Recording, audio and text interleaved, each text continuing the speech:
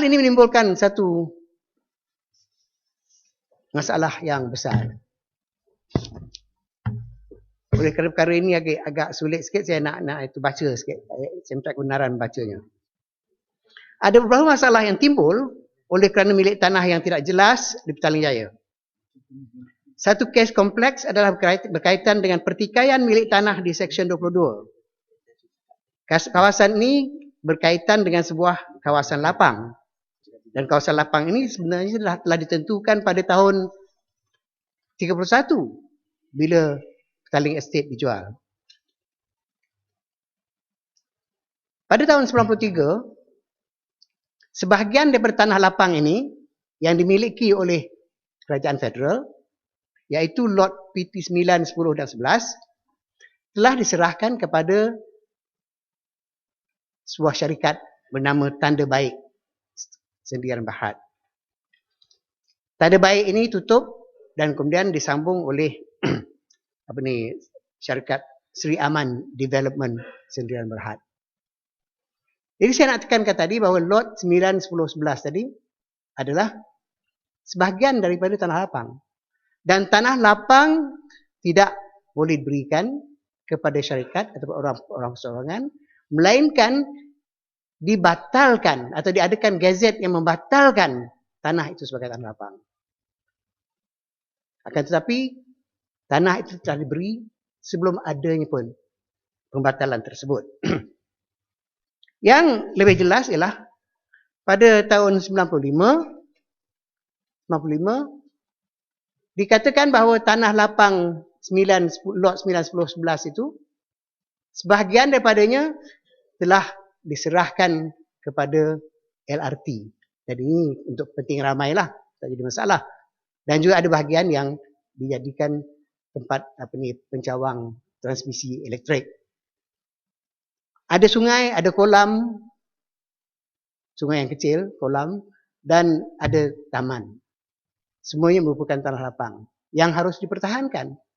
Tetapi entah macam mana ia telah diberi kepada syarikat pemaju yang tertentu. Ini menimbulkan pertikaian kerana pihak syarikat mengatakan mereka ada title, ada hak milik yang menunjukkan mereka memiliki 9, 10, 11 itu. Tapi sebenarnya milik ini tidak mungkin ada. Oleh kerana tanah yang asal itu adalah tanah lapang dan tak pernah dan sudah dibatalkan pemberian tanah itu kepada syarikat tersebut, dan ini ada dalam dokumen-dokumennya, dan juga sudah ada pula LRT dan sebagainya. Dan lagi pula mengikut peraturan tidak ada rumah boleh didirikan 50 meter berdekatan dengan sungai ataupun kolam dan sebagainya. Tetapi di lot 9 telah didirikan satu flat murah-murah yang berdekatan dengan sungai dan kolam dan berdekatan dengan pencawang elektrik itu. Di lot 10 pula didirikan sebuah kondominium yang terletak di atas water catchment area dengan izin. Dan bukan saja bertentangan kerana itu kawasan lapang, tetapi kerana berdekatan dengan water catchment dan sungai dan sebagainya. Itulah sebabnya sampai sekarang penduduk-penduduk di situ, di kedua-dua tempat itu tidak mendapat lagi CF mereka bagi rumahnya. Mungkin tak akan dapat. Kerana memang apa ni. Dan ini didirikan atas dasar hak milik palsu yang telah digunakan oleh syarikat. Dan sekarang di bahagian di lot 11 pula nak didirikan townhouse. Meneruskan apa yang telah dilakukan kepada lot 9 dan 10. Pertikaian timbul dengan antara syarikat dengan penduduk-penduduk yang berdekatan. Syarikat kata dia punya tanah milik walaupun dia tak ada dokumen sekarang. Syarikat pula tak ada milik tanah yang tetap. Syarikat mengatakan penduduk di situ sudah mencerobohi tanah mereka. Penduduk pula mengatakan kami tidak mencerobohi kerana ini adalah kawasan yang tidak dimiliki oleh engkau sebagai syarikat. Jadi, apa yang berlaku di Petaling Jaya ini, kerana lamanya proses tidak mendaftar milik dan tidak mendapat milik tetap, telah menimbulkan konflik yang banyak. Dan ini seharusnya menjadi pelajaran kepada tanah-tanah NCR di Sabah Sarawak dan juga tanah orang asli di Semenanjung. Saya hanya mengemukakan isu ini untuk dijadikan teladan seperti itu. Sekarang, Yang Dipertua, izinkan saya berpindah kepada isu lain, iaitu isu pendidikan.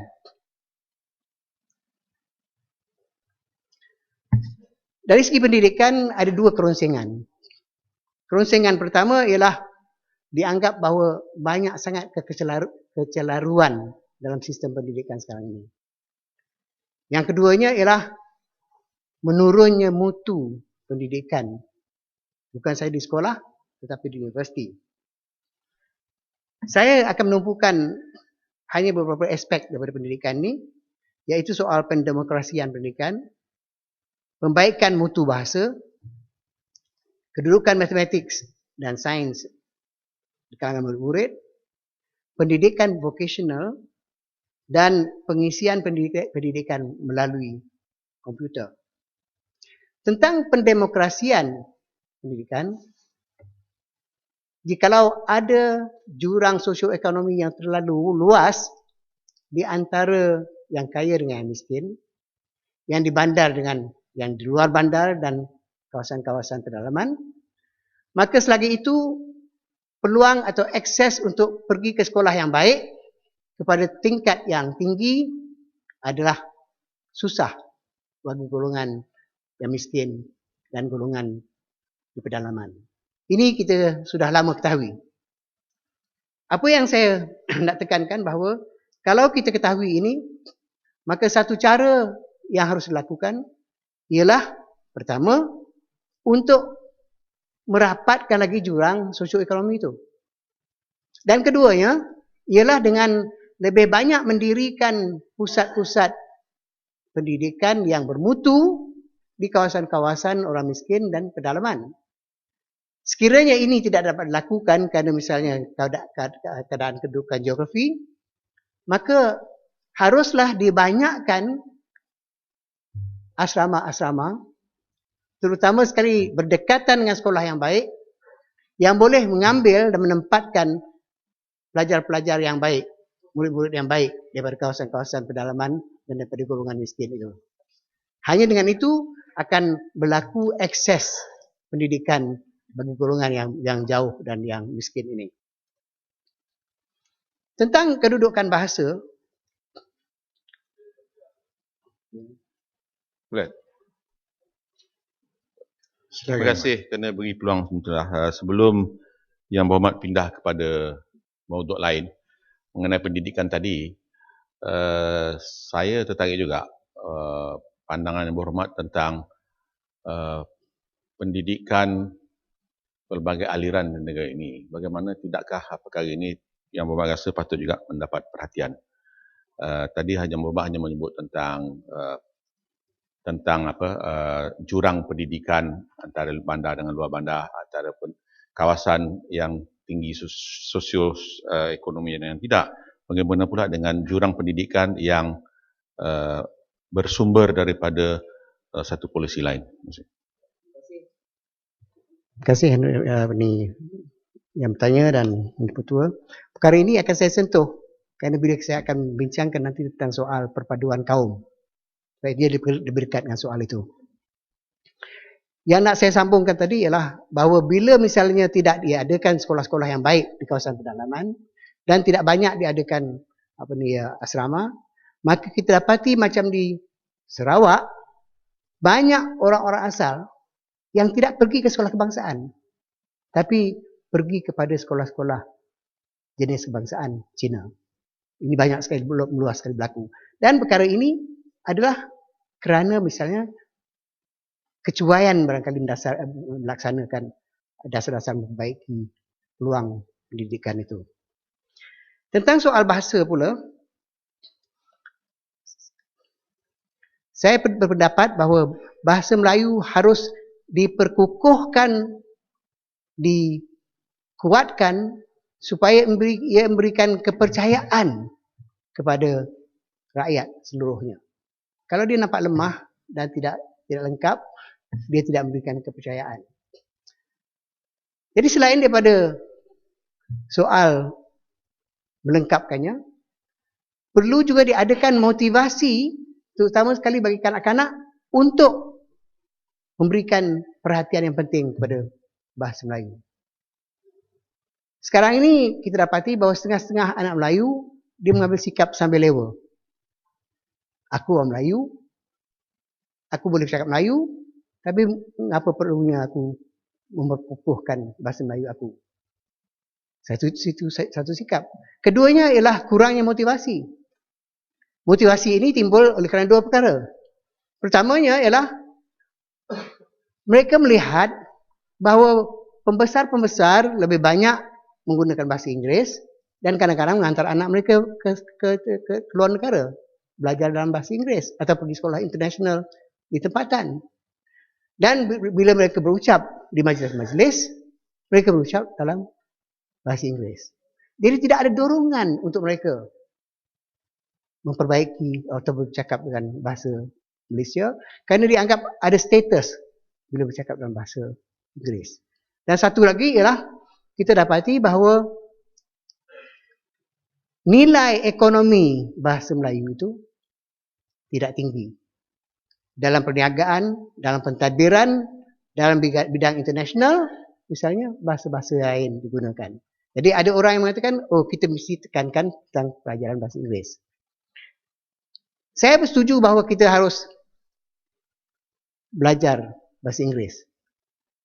Tapi bukannya at the cost, dengan izin, at the cost of Malay language. Artinya berkukuhkan bahasa Melayu dalam berbagai-bagai bidang dan di sekolah dan sebagainya, dan dia perbaiki bahasa Inggeris mereka. Saya tidak percaya bahasa Inggeris boleh diperbaiki melalui mengajar sains dan matematik dalam bahasa Inggeris. Ini kadang-kadang tidak bertanggungjawab. Kalau kita dari segi akademik mau mengajar bahasa, yang terbaiknya ialah mengajar bahasa itu terus. Kalau bahasa Inggeris, bukan saya ajar nahu dan sebagainya mantiknya, tetapi ke membuat mereka belajar membaca teks-teks dalam bahasa Inggeris. Berlatih bercakap, berlatih menulis. Itu saya caranya untuk mereka memperbaiki bahasa Inggeris. Tapi bagi murid-murid di sekolah, selain harus diberikan peluang untuk belajar bahasa Inggeris dengan mengadakan guru-guru yang baik dan peluang-peluang yang baik, patut juga, terutama sekali anak-anak Melayu, diberi peluang untuk belajar satu bahasa lagi. Terutama sekali bahasa Mandarin ataupun bahasa Tamil. Ini ialah kerana saya lihat anak Melayu di sekolah ada disadvantage. Kalau anak Melayu Cina, dia ada bahasa Cina, dia ada bahasa Melayu, dan dia boleh bertutur bahasa Inggeris setengahnya. Yang India pula, dia boleh bahasa Melayu, bahasa Tamil, bahasa Inggeris, dan juga bahasa Melayu. Tapi yang Melayu biasanya hanya ada bahasa Inggeris, bahasa Melayu, dan Inggeris yang kurang baik, dan tak ada bahasa yang penting dalam negara ini. Bukan saja komunikasi antara murid-murid dan rakyat dapat diperbaiki dengan pengetahuan bahasa itu, tetapi saya rasa ia memudahkan juga untuk anak Melayu diterima masuk dalam bidang-bidang yang dikuasai oleh golongan-golongan ataupun etnik-etnik yang tertentu. Sekarang ni kita dapati dalam satu kajian yang dibuat oleh Universiti Malaya, biasanya syarikat bukan Melayu, Cina terutama sekali, bila dia dapat permohonan, dia tengok dulu dari kaum apa. Kalau kaum bukan kaum Cina, pandai tak dia berbahasa Cina. Jadi saya rasa kita harus memberikan peluang hidup, peluang pekerjaan yang lebih baik kepada pelajar-pelajar kita dengan memberikan peluang bahasa tadi.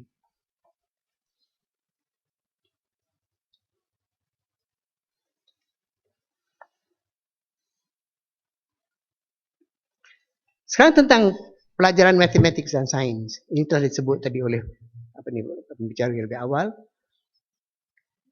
Korea, China, Singapura mencapai peringkat yang teratas dari pengajaran dan pelajaran sains dan matematik.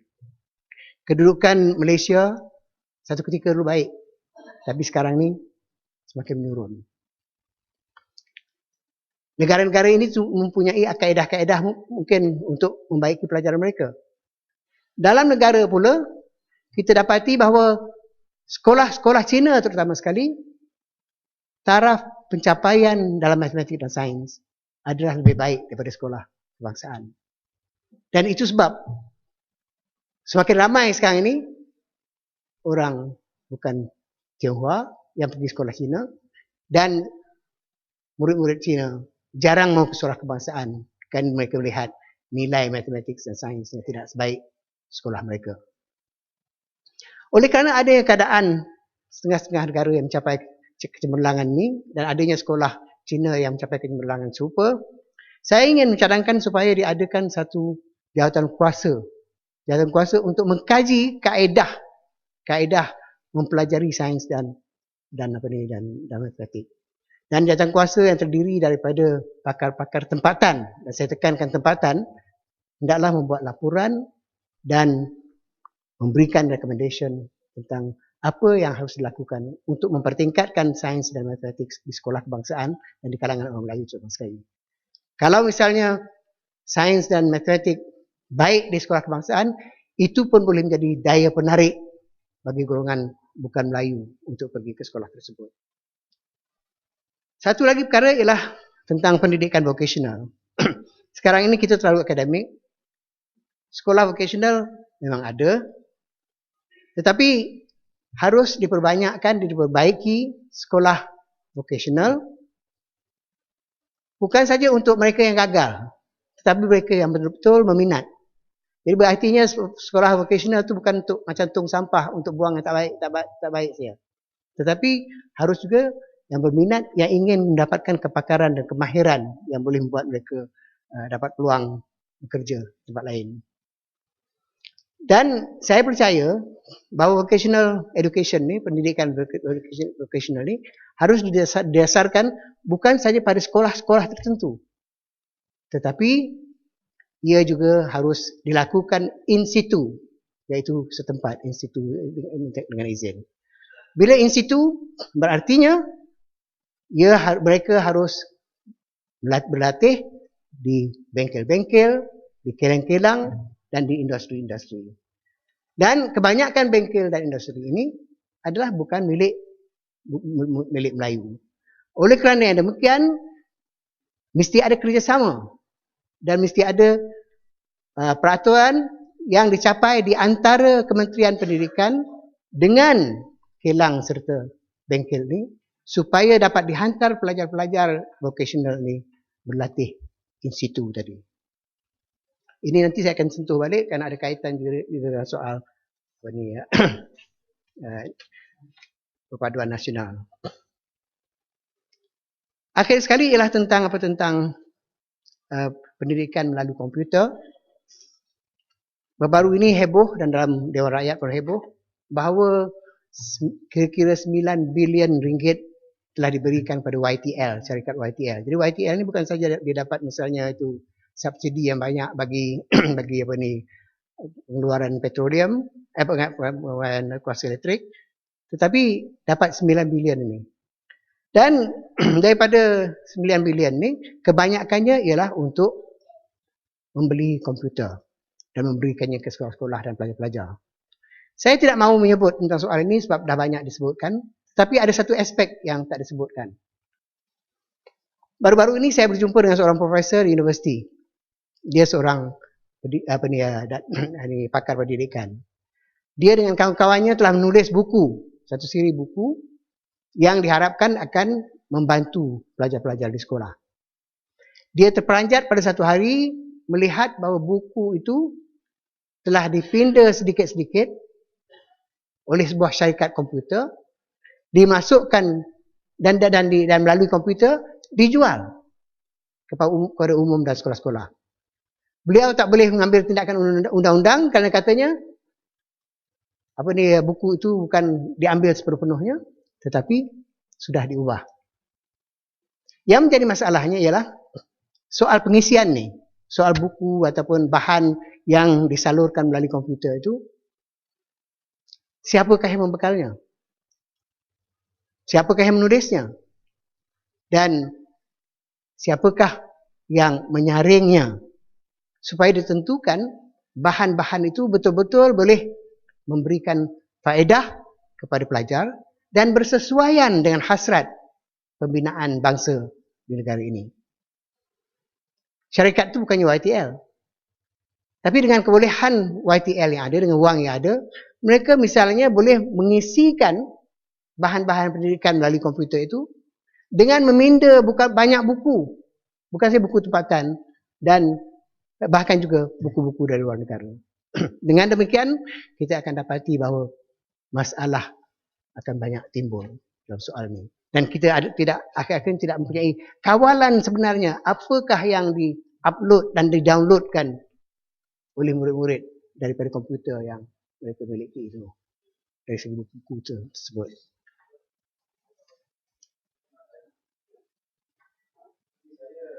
Di keprihatinan yang berhormat itu tadi mengenai masalah cetak rompak quote-unquote itu, dan saya percaya tentu Yang Berhormat merasakan perkara ini perkara yang serius, tapi sekedar melontarkan masalah tanpa mengemukakan penyelesaian belum takkan ke mana juga. Barangkali dengan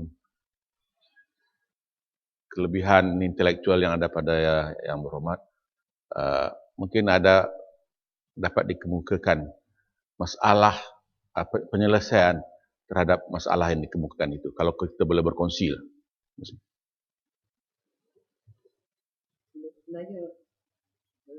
Dan betul, beliau lebih awal daripada apa yang nak saya katakan.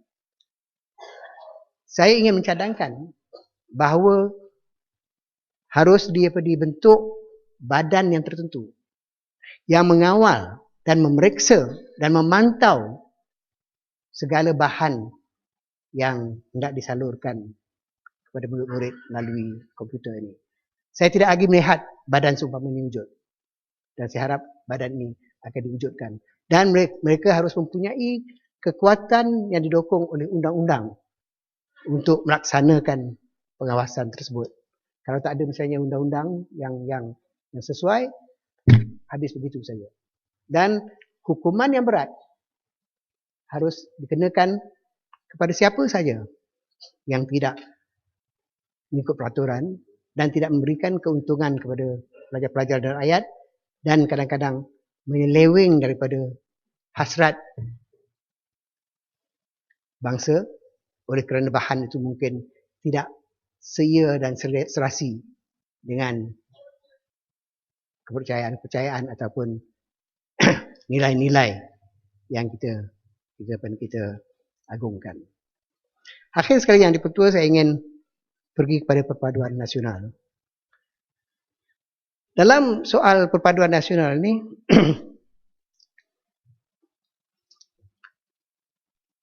saya lihat bahawa selepas merdeka 60 tahun lebih, kira-kira 60 tahun, agenda untuk mencapai perpaduan nasional belum lagi berjaya.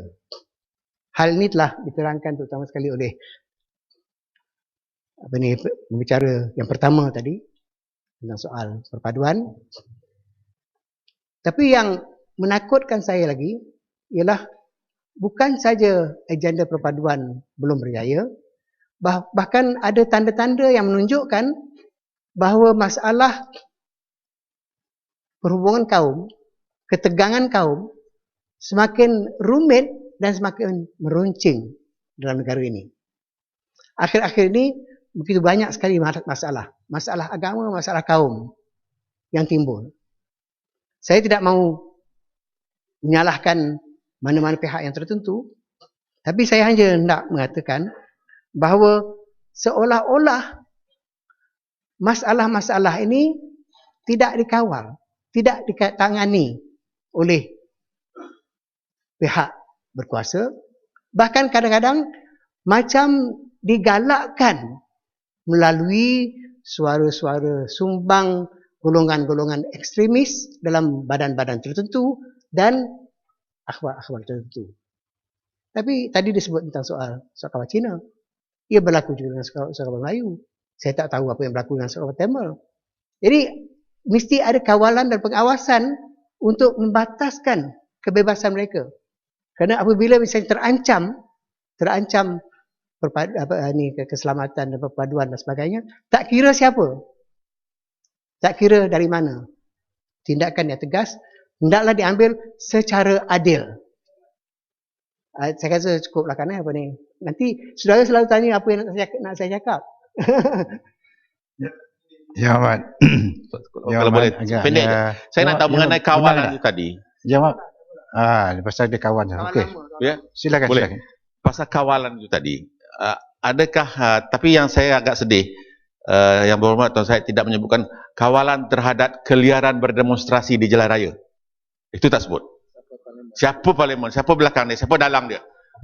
Sudah Pusi, ada Pusi pula. Apa ni yang dipertua kan dia memang suka cerita pasal apa ni, pasal demonstrasi. Sebab dulu masa di universiti pun dia berdemonstrasi juga.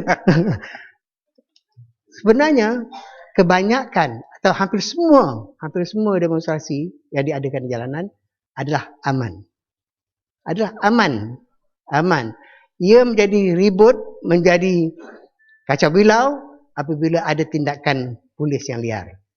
Sekarang ni misalnya, bila tidak ada tindakan-tindakan seumpama itu, kita dapati bahawa berpuluh-puluh ribu boleh berkumpul, kan? Tapi tak ada apa pun yang berlaku. Tak macam masa tu kawan saya tu di universiti dululah.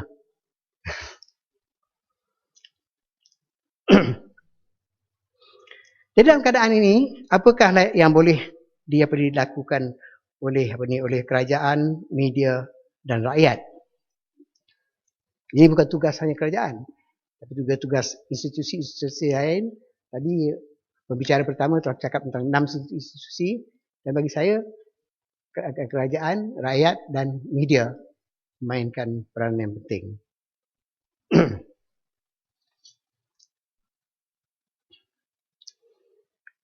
Kerjasama dan perhubungan rapat yang boleh boleh mengurangkan keruncingan hubungan kaum boleh dicapai dengan melaksanakan berbagai-bagai program. Dari segi ekonomi misalnya,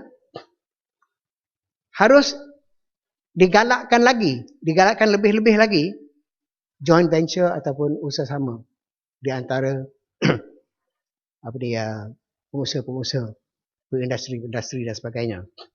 Ada sekarang ini kerjasama, tetapi belum lagi memuaskan dan kadang-kadang ia di antara pihak yang betul-betul menguasai dengan pihak yang hanya ada nama dalam jadi kita nak kerjasama atau joint venture secara Alibaba. Sekarang ini banyak orang Melayu dalam perusahaan, dalam industri dan perniagaan, dan harus digalakkan kerjasama di antara itu, di antara mereka. Kerjasama ini saya sebutkan tadi dengan vocational, sekolah vocational, dengan soal vocational tadi. Kita dapati salah satu daripada sebab kemarahan orang bukan Melayu ialah kalau mereka mengatakan, oh, dalam jabatan-jabatan kurang orang bukan Melayu.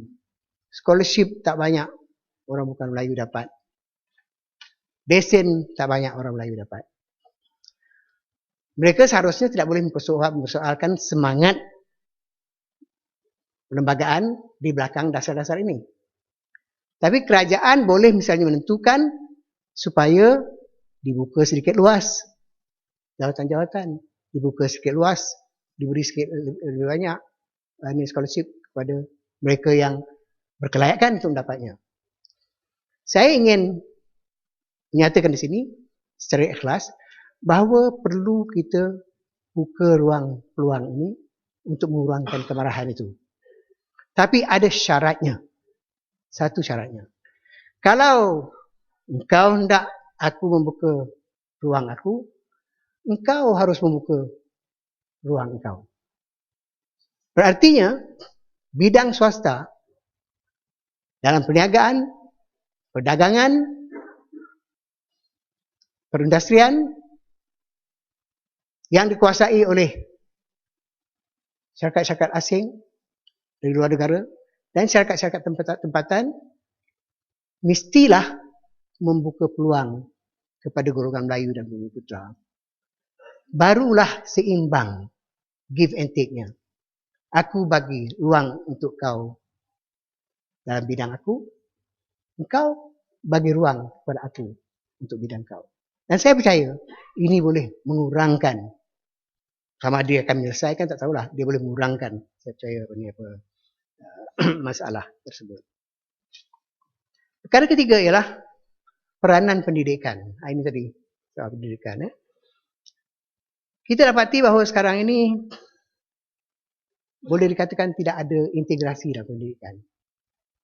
Sebabnya ialah kerana ada aliran-aliran yang berasingan. Sekolah-sekolah. Ya, Mat. Lama ke lagi? Saya rasa 5-10 minit boleh. 50? Tak, 5 minit atau 5 minit. 5 minit lebih sikit lah. 5 minit boleh, ya, Mat. Tak boleh lebih daripada tu. Saya cuba. Jadi sekarang ini saya akui bahawa ada percubaan-percubaan untuk mengintegrasikan. Sudah dilakukan, tetapi dia menimbulkan masalah pula. Bahasa dan pendidikan bagi negara ini nampaknya bukan sebagai alat untuk perpaduan, tetapi dia membukakan faktor untuk perpecahan dan pergaduhan. Ini yang malangnya. Sehingga masa kita dapat misalnya mencapai kesepahaman yang boleh menimbulkan kerjasama, integrasi dan sebagainya, maka ada langkah-langkah yang harus dan perlu dilakukan. Antaranya ialah dengan mengadakan, dan ini telah disebutkan juga tadi oleh orang lain, dengan mengadakan pelbagai-bagai kemudahan. Library yang baik, padang bola yang baik, interaksi dengan mengadakan sukan bersama, mengadakan perbahasan bersama dan sebagainya, supaya kelihatan dan berlaku interaksi dan kerjasama di antara bukan saja sekolah, tetapi dia juga di antara murid dengan murid, guru dengan guru. Dari segi itu saya rasa misalnya di sekolah kebangsaan, seboleh-bolehnya kita harus cuba dapatkan guru daripada pelbagai kaum sebagai guru sekolah itu. Guru besar pula harus berdasarkan kelayakan mereka. Mungkin ada kuotanya, tetapi kita tidak boleh menafikan seseorang itu menjadi guru besar semata-mata atas asas keturunan ataupun kaum saja.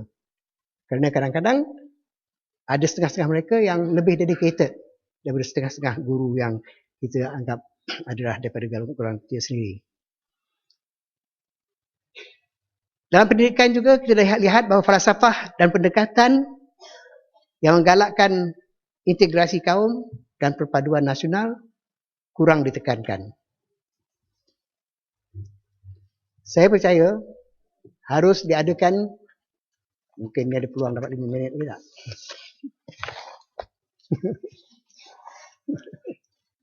Tak tahu yang mana.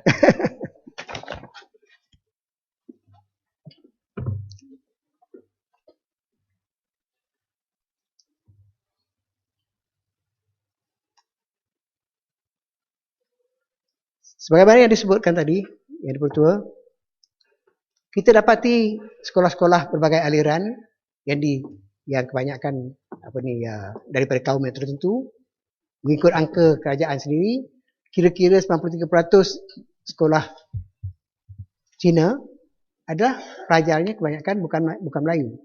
Begitu juga sekolah kebangsaan Melayu, kebanyakannya 90% juga orang Melayu, dan Cina tak sangat ke sekolah tersebut.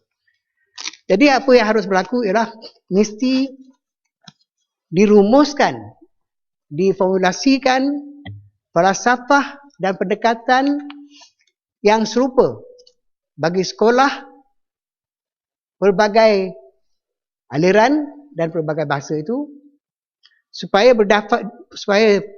falsafah dan pendekatan itu dapat diterjemahkan kepada